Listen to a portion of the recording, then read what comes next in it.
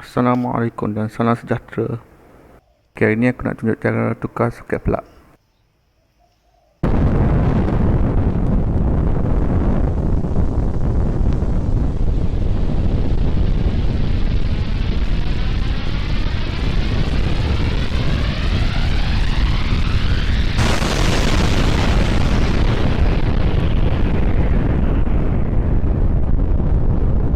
Acah saja, jangan marah. Tu plug ni jam.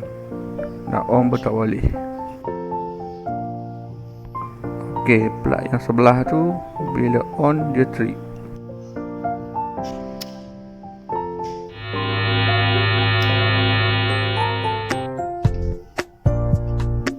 Okey, langkah pertama bila dah trip, power tak ada, buka cover dia dulu.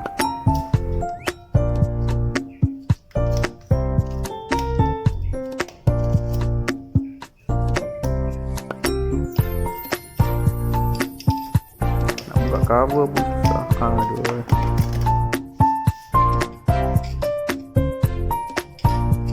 Okay, ni aku nak nasihat sikit lah. Kalau nak ganti plug tu, pastikan plug tu ada stok siring lah, untuk keselamatan kita dan family kita yang menggunakan lah.